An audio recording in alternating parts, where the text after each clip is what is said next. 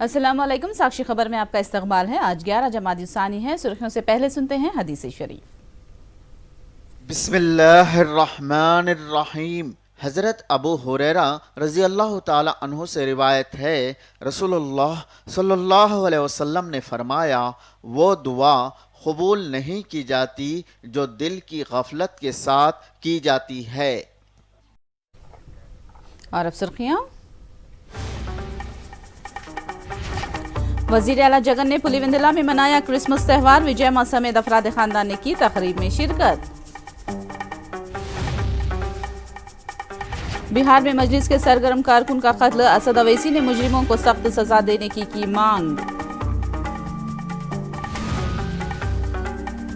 विकाराबाद में कार तालाब में गिर पड़ी। 4 अफराद को निकाल लिया गया। एक शख्स की है तलाश। महलूक एसपी मोहम्मद शफी की बारहमुला में हुई तदफीन। कातिलों को सख्त सजा देने का मुतालबा।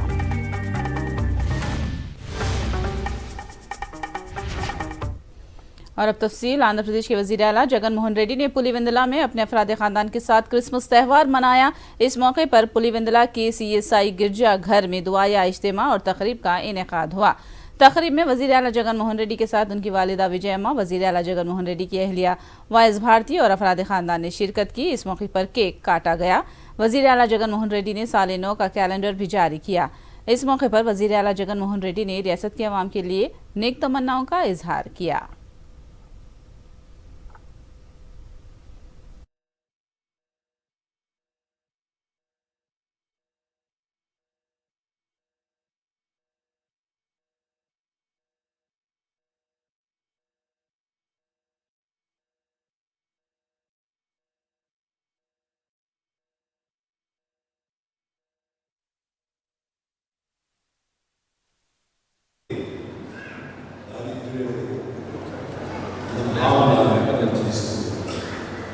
రోమపత్రికలో 6:23 వచ్చిన మాట ఏంటంటే పాపము వలన వచ్చి జీతము మరణం. ఆ మరణము మనం పొందకూడదని తండ్రి అయినటువంటి దేవుడు క్రీస్తు ప్రభువు వారి ద్వారా విమోచించబడి సంరక్షణలోకి తీసుకెళ్ళబడుతున్నామని ప్రతి అక్కకు చెల్లెమ్మకు, ప్రతి సోదరుడికి, స్నేహితుడికి, ప్రతి అవ్వకు తాతకే కాకుండా రాష్ట్ర వ్యాప్తంగా ఉన్న క్రిస్మస్ శుభదినమున ఈ వేడుకలు జరుపుకుంటా ఉన్న 2 రాష్ట్రాల్లో ఉన్న ప్రతి ఒక్కరికి కూడా ఈ క్రిస్మస్ శుభదినమున అందరికీ కూడా మరీ క్రిస్మస్। वजीर आला जगन मोहन रेड्डी ने कड़पा दौरे के दौरान शादी की तकरीब में भी शिरकत की। वजीर आला जगन ने मैदुकुरु में जिला वक्फ बोर्ड के चेयरमैन दस्तगीर के लड़के और लड़की की शादी में शिरकत की और उन्हें मुबारकबाद पेश की।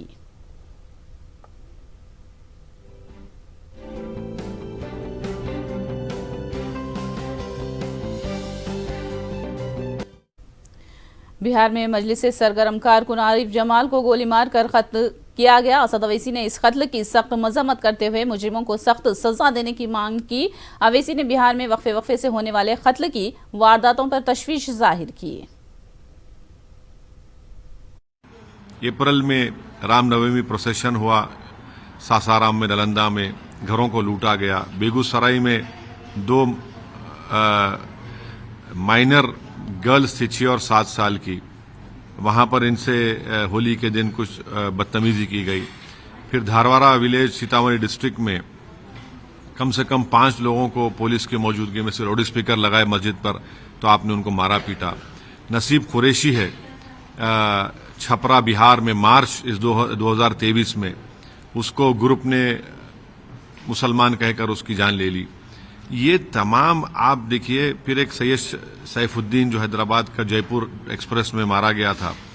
एक मदद नहीं की आप, हाँ एक मदद आपने की। असगर अली जो बिहार के थे, जिसमें मरने वाले जो रहते थे राजस्थान में, उनकी मदद नहीं की। तो आप किस बुनियाद पर आप कह रहे हैं कि आप बड़े सेकुलर हैं, आप बीजेपी से मुख्तलिफ हैं, आप नरेंद्र मोदी से आपकी पॉलिसी मुख्तलिफ है? कहाँ है? ये तो सब हत्याएं हो रही है, दिन दहाड़े मार रहे हैं और अब तक आप पकड़ते नहीं है।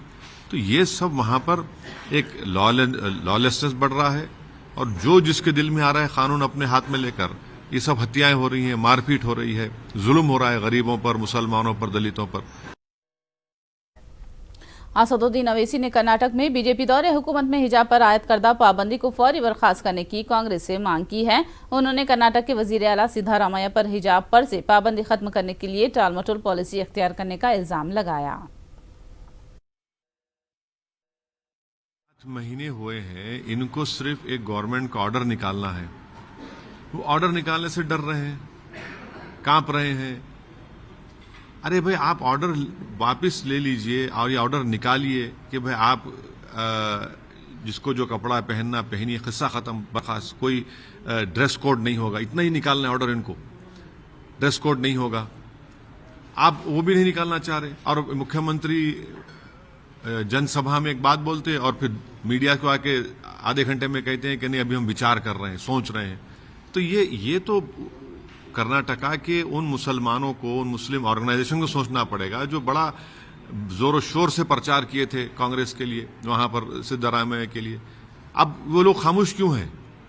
जो लोग हमको गुस्सा करते थे, हम पर तनकीद करते थे, अब वो बोले ना भाई आपने इनके लिए प्रचार किया, इनको आपने सत्ता दी, तो इनको चाहिए। इनका मुख्यमंत्री एक मामूली सा ऑर्डर निकालने से पसोपेश कर रहा है, घबराहट महसूस कर रहा है, कंफ्यूज हो जा रहा है। जनसभा में एक बात बोलते कि जिसको जो खाना है खाइए, जो पहनना है पहनिए, और फिर फौरन एक आधे घंटे के बाद बोलते नहीं अभी तो हम फैसला नहीं लिए। तो हम कर्नाटका के कांग्रेस सरकार से, सिद्धारामैया मुख्यमंत्री जी से ये डिमांड करते हैं कि आप फौरन अपनी सरकार से एक ऑर्डर निकालिए जिसमें ये जो हिजाब पर पाबंदी उसको खत्म करिए। भाई हिजाब पहनकर भी लड़कियां पढ़ना चाह रही है, उनका तालीम मुतासिर हो रही है, उनकी शिक्षा मुतासिर हो रही है। बीआरएस की एमएलसी कविता ने जीएम के एमपी डी मॉरन की जानिब से बिहार के मजदूरों पर किए गए रिमार्क की मजम्मत की और राहुल गांधी की खामोशी पर सवाल उठाए हैं। उन्होंने कहा कि इंडिया इत्तेहाद में शामिल जीएम के एमपी ने तौहीन आमेज रिमार्क किए हैं, इस पर राहुल रद्द-ए-अमल क्यों नहीं देते। हमारे देश में आजकल चंद पार्टियां ऐसे हैं कि वोटों के चक्कर में कुछ भी बोल देते हैं। ऐसे पार्टियां आईएनडीए अलायंस के मुख्य पार्टी है। तो मैं जवाब मांगती हूं राहुल गांधी जी से, कांग्रेस पार्टी से, क्योंकि वो आईएनडीए अलायंस को लीड कर रहे हैं। अगर कोई पार्टी खड़े होकर सनातन धर्म के अगेंस्ट बोलती है तो राहुल जी चुप रहते हैं। अगर कोई पार्टी खड़ी होती है पार्लियामेंट में और पूरे हिंदी पट्टी राज्यों का अपमान करते हैं, उनको गौमूत्र राज्य बुलाते हैं, तो भी राहुल गांधी चुप बैठते हैं। अब पीछे पुराने बहुत वीडियोस आ रहे हैं जिसमें यही पार्टी ने बिहार के माइग्रेंट लेबर को इंसल्ट किया है, बहुत ही डेरोगेटरी उन्होंने रिमार्क्स किए हैं, फिर भी राहुल गांधी जी चुप है। मैं राहुल गांधी जी से जवाब मांगना चाहती हूँ, ये सवाल करना चाहती हूँ उनको। आपने भारत जोड़ो यात्रा निकाला और आपने ये कहा कि मैं पूरे भारत को जोड़ना चाहता हूँ, लेकिन आपके इम्पोर्टेंट अलायंस पार्टनर ऐसे बातें करते हैं तो आप चुप क्यों हैं। हमारे यहाँ हमारे मुख्यमंत्री जी केसीआर साहब जब पावर में थे, उन्होंने माइग्रेंट लेबर के इश्यू को लेकर ऐसा बताया था कि माइग्रेंट लेबर हमारे पार्टनर्स इन प्रोग्रेस है। मरकजी वजीर दाखिला किशन रेड्डी ने वजाहत की कि कोरोना का नया वेरिएंट खतरनाक न होने के बावजूद अवाम को एहतियात बरतने पर जोर दिया गया। उन्होंने अवाम को मशवरा दिया कि वो एहतियाती तदाबीर को इख्तियार करें और सफाई का ख्याल रखें। किशन रेड्डी साबिक वजीर आजम वाजपेयी की सालगिरह के मौके पर नीलोफर अस्पताल के मरीजों में फल तकसीम करने के बाद मीडिया से बात कर रहे थे। భారత ప్రభుత్వము కోవిడ్కి సంబంధించినటువంటి అనేక సలహాలు సూచనలు రాష్ట్ర ప్రభుత్వాలకు ఇవ్వడం జరిగింది. మరి ఇప్పటికే అనేక రాష్ట్రాలలో కూడా ఆయా రాష్ట్ర ప్రభుత్వాలు కేంద్ర ప్రభుత్వం ఇచ్చినటువంటి సూచనలను పాటిస్తూ ఉన్నారు. ప్రజలను చైతన్యం తీసుకొచ్చేటువంటి ప్రయత్నం చేస్తూ ఉన్నారు. ఇప్పుడు ఉన్నటువంటి కోవిడ్ ఏదైతే మరి దీనికి సంబంధించినటువంటి కొద్ది ప్రమాదకరమైనటువంటి వ్యాధి కాదనేటువంటి విషయం శాస్త్రజ్ఞులు చెప్తా ఉన్నారు, వైద్యులు చెప్తా ఉన్నారు. అయినప్పటికీ కూడా ప్రజలు అన్ని రకాల జాగ్రత్తలు తీసుకోవాలి. ముఖ్యంగా దీర్ఘకాలిక వ్యాధులు ఉన్నటువంటి వాళ్ళు ఇంట్లో ఉన్నా కానీ బయట తిరుగుతున్నా కానీ వాళ్ళని జాగ్రత్తగా చూసుకోవాలి. ఇంట్లో ఉన్నటువంటి కుటుంబ సభ్యులు బయటికి వెళ్ళి తిరిగి వచ్చిన తర్వాత ఇంట్లో వాళ్ళతో కలిసి ఉన్నట్లయితే, తిరిగినట్లయితే వాళ్ళకు సోకి వాళ్ళు ప్రమాదంలో పడే అవకాశం ఉంటుంది. గుండె జబ్బులు ఉన్నటువంటి వాళ్ళు కానీ, అస్తమా ఉన్నటువంటి వాళ్ళు కానీ, క్యాన్సర్ ఉన్నటువంటి వాళ్ళు కానీ, కిడ్నీ ప్రాబ్లం ఉన్నటువంటి వాళ్ళు కానీ, ఈ రకంగా దీర్ఘకాలిక వ్యాధులు ఉన్నటువంటి వాళ్ళు అన్ని రకాల జాగ్రత్తలు తీసుకోవాల్సినటువంటి అవసరం ఉంది. हैदराबाद के शेखपेट में कुत्तों के काटने से जख्मी होने वाला 5 महीने का बच्चा शरद मौत की आगोश में चला गया। शरद का पिछले 17 दिनों से इलाज चल रहा था। शेखपेट में झोंपड़ी में शरद को उसकी मां कुछ काम से चली गई थी। सिर्फ 3 मिनट के वक्फे से कुत्तों ने शरद पर हमला कर दिया था। जख्मी शरद का मुख्तलिफ अस्पतालों में इलाज किया गया, ताहम वो जख्मों से जाबन न हो सका। मुकामी अफराद ने आवारा कुत्तों को पकड़ने की मांग की है ताकि ऐसे अफसोसनाक वाकयात न हो सके।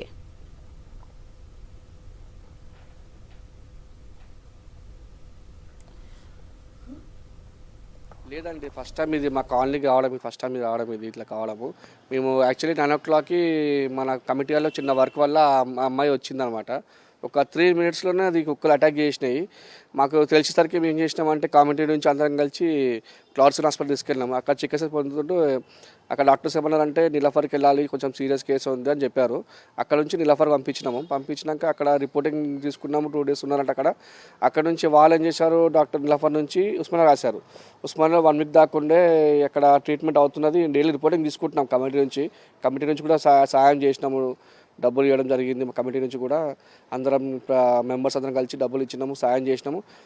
నిన్న తెలిసింది ఏంటంటే మాకు మెసేజ్ వచ్చింది ఇట్లా చనిపోయాడు పాప అనేసరికి, బాబు చనిపోయాడు తెలిసేసరికి మా అందరం బాధపడ్డాము. కమిటీ నుంచి బాధపడ్డాము. వాళ్ళు వచ్చారు, చూశారు, వాళ్ళు ట్రై చేశారు. 3 days దాకా మాకు వచ్చారు, మాకు చాలా హెల్ప్ చేశారు వాళ్ళు కూడా. కానీ ఆ కుక్క చాలా యాక్టివ్ ఉంది. ఇక్కడ కుక్కలు కావాలి, బయట కుక్కలు వచ్చినాయి. అవి ఇక్కడ కుక్కైతే కాలనీ కుక్కైతే ఎప్పుడో ఓన్ అటాక్ చేయలేవు. ఇట్లా గాలి ఫస్ట్ టైం ఇది కావడం ఇది మాకే చాలా బాధ అనిపిస్తుంది. వినోబన కాలనీ నుంచి మాకు చాలా బాధ అనిపిస్తుంది ఇట్లా. ऐसा मालूम होता है कि कोहर की वजह से विकाराबाद में एक कार तालाब में गिर पड़ी। कार में 5 अफराद सवार थे। पुलिस ने क्रेन की मदद से तालाब में गिर पड़ी कार में से फंसे हुए 5 में से 4 अफराद को बाहर निकाला है, जबकि एक शख्स लापता बताया गया है। लापता शख्स की तलाश जारी है। हादसा कोहर की वजह से पेश आया या हादसे की वजह कोई और है, इस ताल्लुक से पुलिस तहकीकात कर रही है।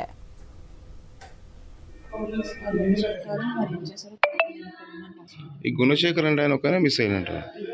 ఆయన ఏం చేస్తున్నాడు జాబ్? ఓకే. ఉదయం 5 గంటలకు మాకు 100 డయల్ వచ్చింది.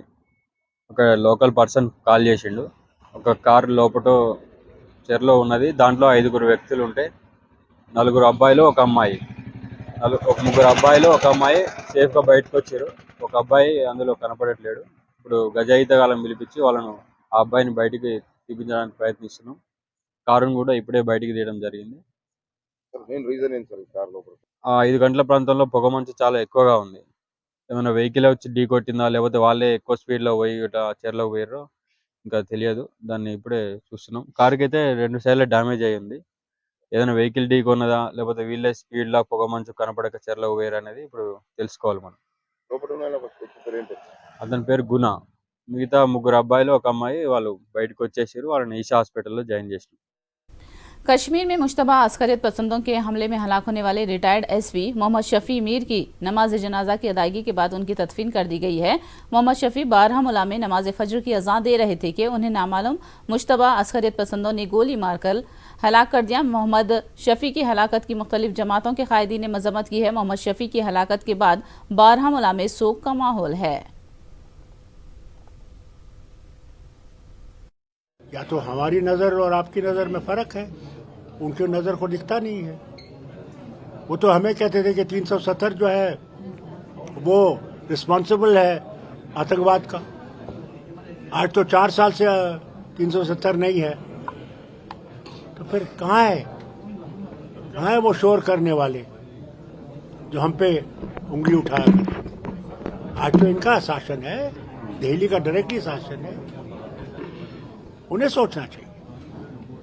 शोर करने से और दुनिया में एक डंडूरा पीटने से कुछ नहीं होगा।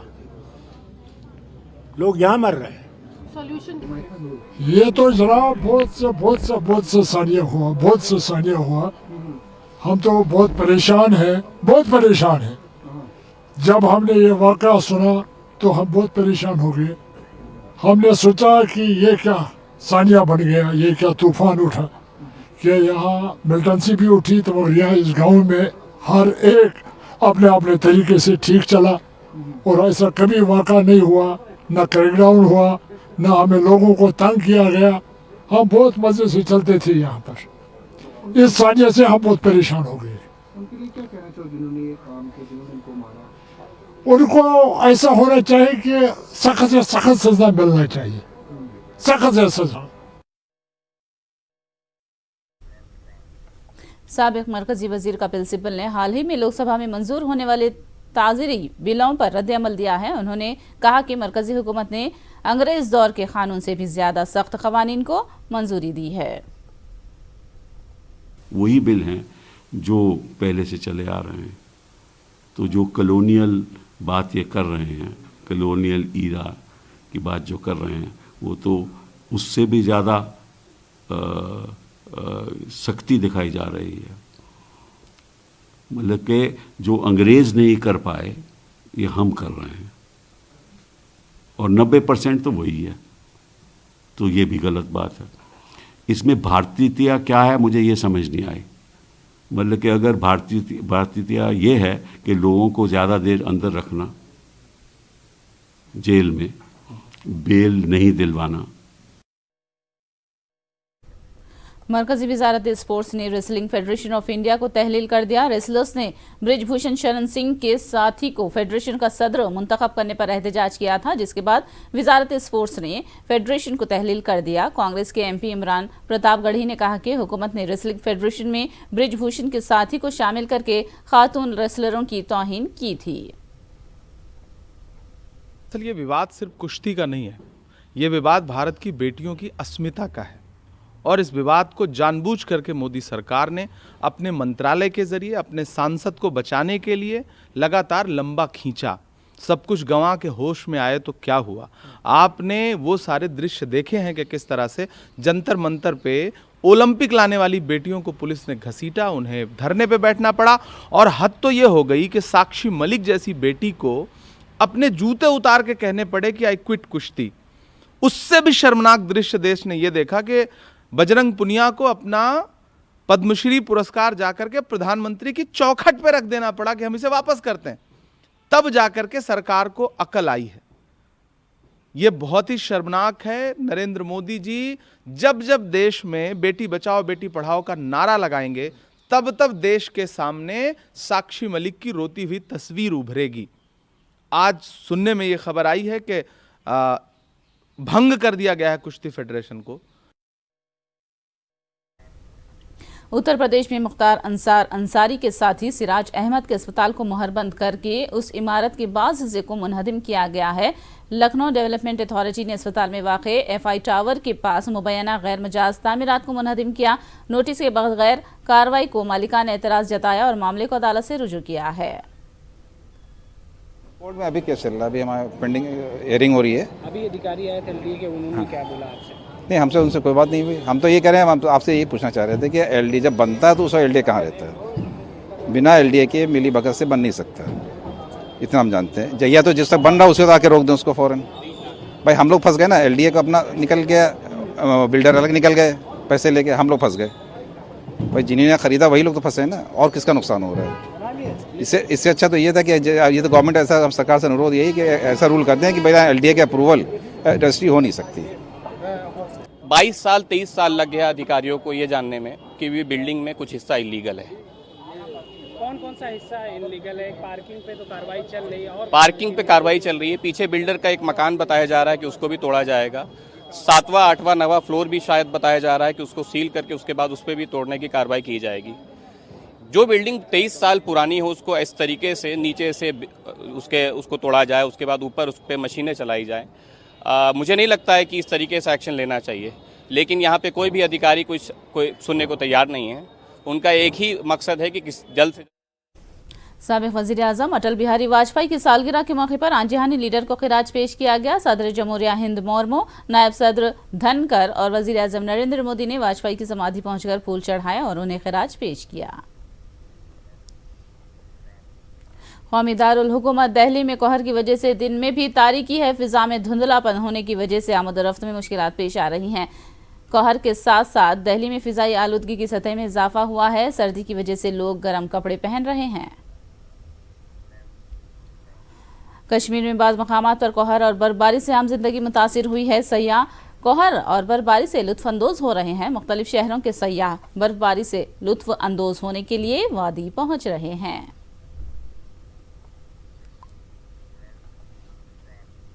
फिल्म डंकी की कामयाबी से मसरूर शाहरुख खान ने मद्दाहों का शुक्रिया अदा किया है। शाहरुख खान ने अपने क़यामगाह मन्नत की गेट के ऊपर खड़े होकर घर के बाहर जमा होने वाले अपने मद्दाहों का शुक्रिया अदा किया है। शाहरुख खान की एक झलक देखने के लिए मद्दाह उनके क़यामगाह के पास जमा हुए थे।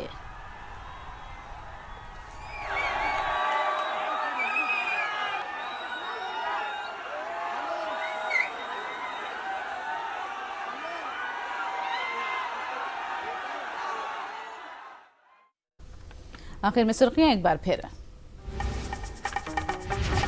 वजीर आला जगन ने पुलिवेंदला में मनाया क्रिसमस त्यौहार। विजय मां समेत अफराद खानदान ने की तकरीब में शिरकत। बिहार में मजलिस के सरगर्म कारकुन का कत्ल। असद अवैसी ने मुजरिमों को सख्त सजा देने की मांग।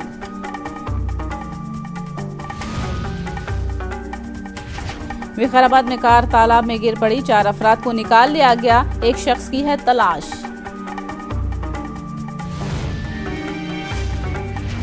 महलूक एसपी मोहम्मद शफी की बारहमुला में हुई तदफीन, कातिलों को सख्त सजा देने का मुतालबा।